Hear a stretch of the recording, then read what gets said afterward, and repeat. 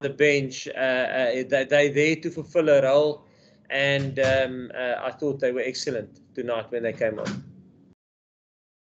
Thank you, Jacques. Liam? Hi, sorry. Congratulations, Jacques. Many congratulations on this win. Firstly, I wanted to find out what you think this win does for the belief in the Springbok team, and then also throwing it forward a little bit in terms of end-of-year tour and beyond in developing the squad. What does this win mean for all of that? No, the win, obviously, momentum is massive. If you want to rotate squads and build squads, you need momentum. And we obviously lost momentum with the 3 losses that we had, which wasn't planned. I mean, you don't want that to happen. So it's massive. It's massive for us in terms of just getting momentum again. And you ask, I think, something about belief. Listen, the squad, I must take my hat off to them. They never doubted, never lost focus. There was a lot of white noise from the outside, and justified critics. Justified. I mean, the second test against Australia, I was the first one to say, listen, it's probably our worst performance since Wales 2018. But the group never, the players never veered off what they were trying to do. We kept on working hard. We kept on going through our processes, going through our reviews, making new plans for the next weeks. And like I said before, when you play 1, 2, and 3 in the world, the margins are so small. We were 20 seconds away of winning the first Australian Test match, then 2-3 minutes away beating Australia, Argentina, New Zealand last week, and then this week, I mean, I think we got the last call of the game. So the margins are so small. It's a bounce of a ball here. It's a good pass there. It's a misread there, and you get punished. So yeah, I think hats off. We try to look after a loss. We try to look at it as objectively as possible. Try and take the emotion out. Would we have changed the team if we won in the last 20 seconds against Australia? Probably not. So you try and divide emotion from reality and objectiveness, which is tough sometimes. Thanks. Okay, we're going to take 2 more questions, then we have to move on. It's pretty late here. So Craig Lewis. Thanks, Ray. How's it? And well done, Jacques. I was just wondering if you could provide a little bit more detail around the decision at halftime to take Willie Leroux off and bring Frans Steyn on, and just what you made of Frans Steyn's performance. No, yes, I thought Frans was brilliant. And listen, I thought sometimes players make errors, and I thought Willie had a few good touches in the game. He really got us in I think that one cross kick to Mapimpi, that ball bounced a little bit to the right, and Mapimpi scores. So I thought there was some good play from him. But like I said, I felt last week we probably could have made our subs a little bit earlier. We've got quality players on the bench that can really influence the game. And I thought our Frans has got this unbelievable ability in terms of kicking this 50-22s, and it's something that we utilized tonight. So it was, I thought it was, Frans was good. And he's been training well, excellently, during the last 4 weeks, and very positive, contribute, helping younger players. He's been awesome for us. Thank you, Jacques. I'm going to relieve you now, and then we're going to pause for a few seconds, and then we'll bring in Dwayne Vermeulen and Elton Janchis. Thank you very much. Thanks, Jacques. Thank you, man. Thanks, Jacques. Well done.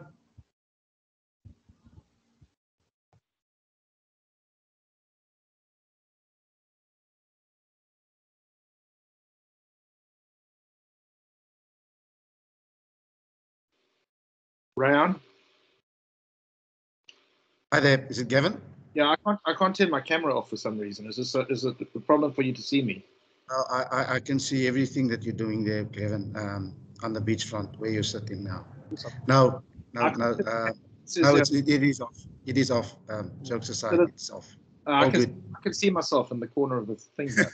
We can't see you, Gavin. Don't worry. We can't see you, Gavin. Thank goodness. You can't see me. I'm happy. Okay. Right.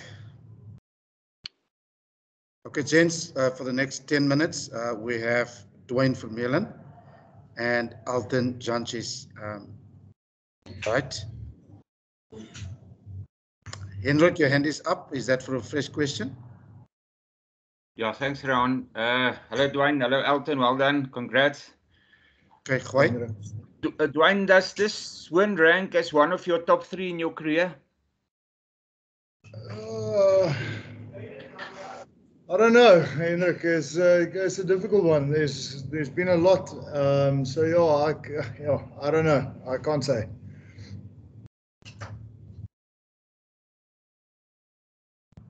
Thank you, Ken Boland.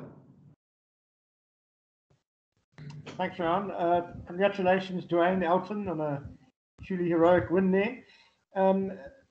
I guess this applies to both of you as experienced players, but maybe if Alton can answer.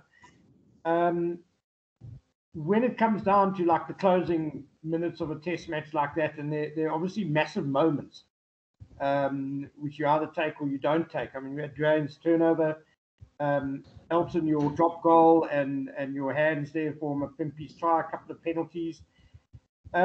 Can you train for moments like that, or is that instinct taking over? Is that experience that you just seem to know the right thing to do at the right moment at the end there, and then obviously to execute properly? I mean, it's as on the tour, we had opportunities like this against Australia, the first test, and then last week as well. So it happened to us twice, and then tonight it happened again in terms of closing the game or getting the result. Surely you could see that the boys have been in that position, and now it just boils down to us being aligned, especially the last 10 minutes, even 5 minutes, just shows how long rugby is. And yeah, the boys did really well. There was a lot of things that happened in the last 5 minutes. And yeah, we spoke after time about belief, and the boys really stuck through it, and we were well disciplined, and we executed our plan. And when there's opportunities for you as an individual to take it, the coach encouraged that. So yeah, that's what we did tonight. Thank you. Nathan Kogela. Thanks, Ray. Dwayne, firstly, Dwayne, congrats on the win. From the strange events, such as the first half front row subs, your strength and conditioning coach having a go at the AR, refs, suspect calls, giving your bench some decent time. Dwayne, surely this is what you want to play. This is how you guys want to play every single weekend going forward. You guys gave what the people wanted. Your remarks.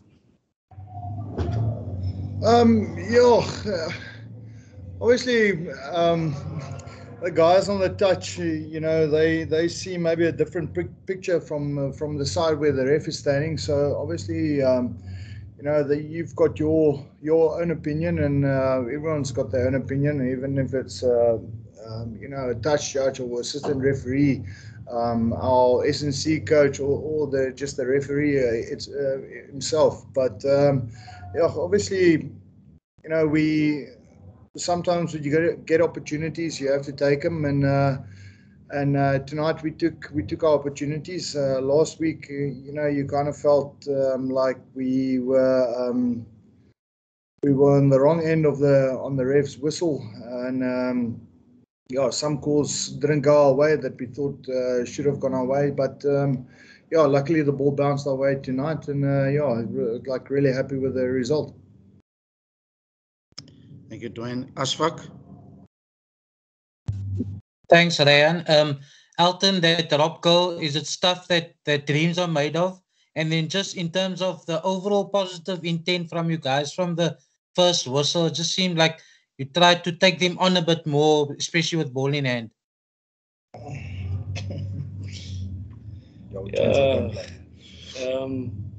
we had a plan, and we executed quite well.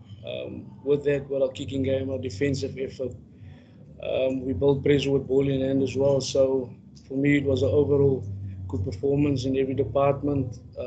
Obviously, some cynical penalties that we could have avoided, but that's rugby. We're going to make mistakes, and it's about how we can bounce back from the mistakes. So, yeah, it was an 80-minute performance for everyone, from the guys starting, and then obviously the guys on the bench as well.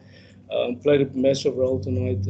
Hats off to them, and then obviously the coach for making those changes and believing in the guys that he's on the bench, trusting them to do the job. Yeah, the drop goals is just something that I always train, because you never know when you get a moment like that. So yeah, tonight it happened, and it was time to use it.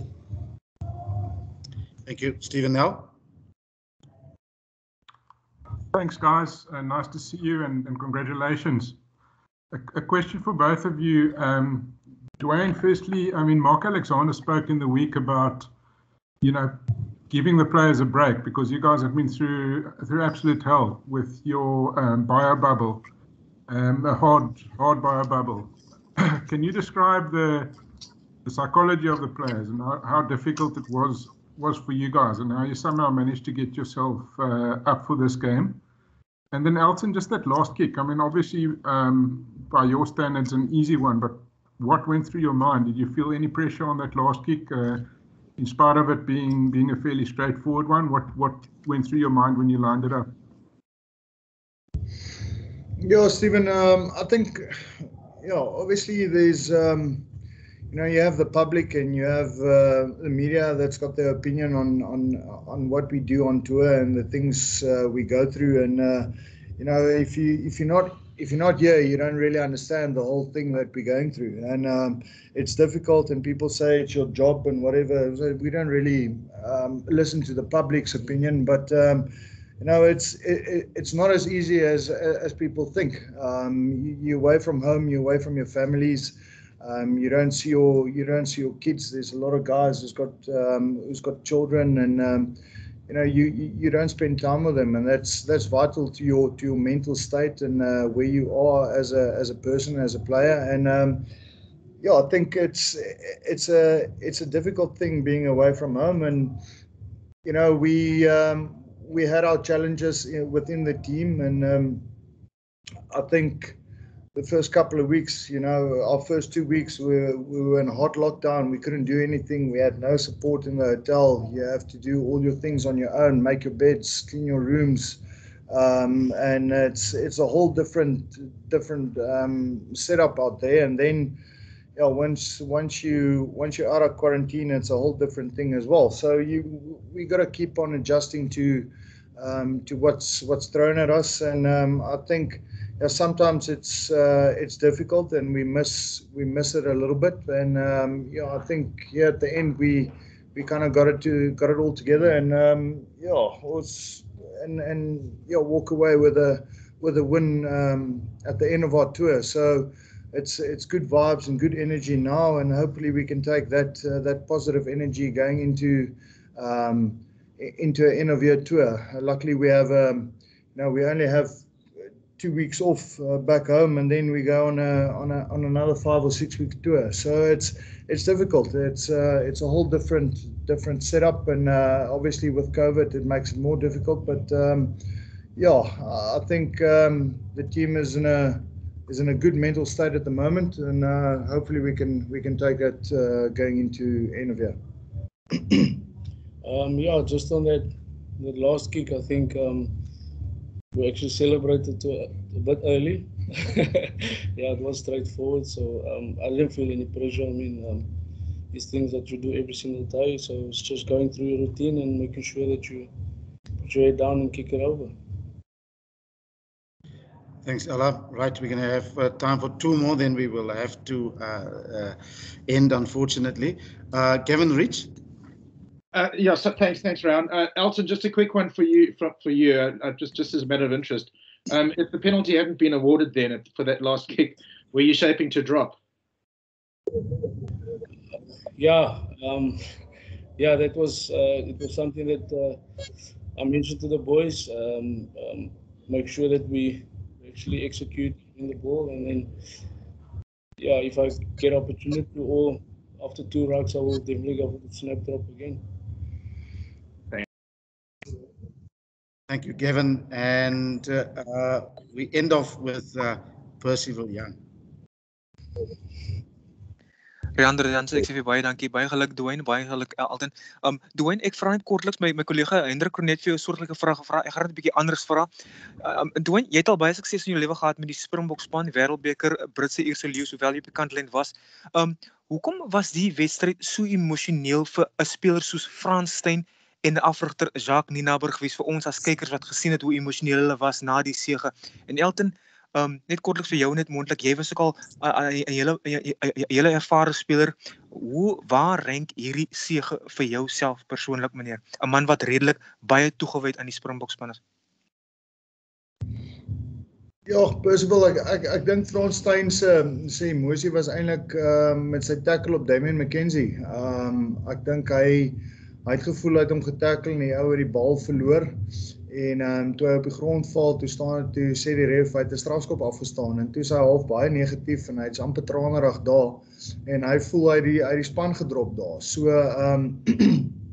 ek dink toe ons nou uiteindelik die strafskop kry en ons kan die game wen.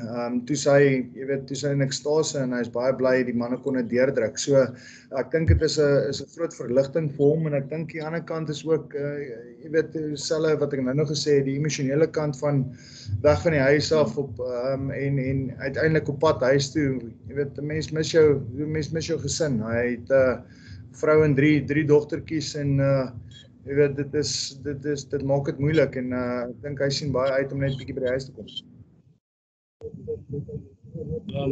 Ja, Percy, soos ek altyd sê, ek is 'n ou wat baie individual vir goed dink. Ek is 'n ou wat kompeteer. Vir my gaan alles oor die span. Vanaand was net so uitgewerk dat ek speler 'n geleentheid gehad het om dit uit te voer en ja, vir my gaan alle eer aan die boys. Terme van hoe hy laaste 10 minute gehanteer het.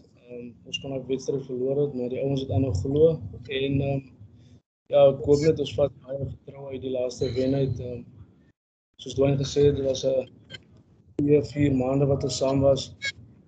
Highs en lows gehad, maar ons het uiteindelik een van die bestes in die wêreld en dan voor te berei vir 'n eindjaar toe ons goeie moet doen. Thank you very much to Percy. Thank you very much, Elton and Dwayne.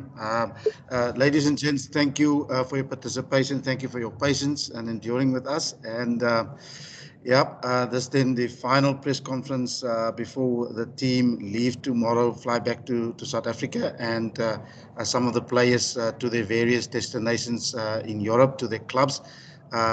Thank you so much, and we will see you on the other side. Keep well and stay safe. Bye-bye. Ons wil dankie sê aan jou ook, meneer. Well done, guys. Well done. Thank you, Percy. Baie dankie, meneer. Dit is altyd 'n voorreg gewees, meneer. Dankie, Ryan. Plesier julle. Thanks, guys.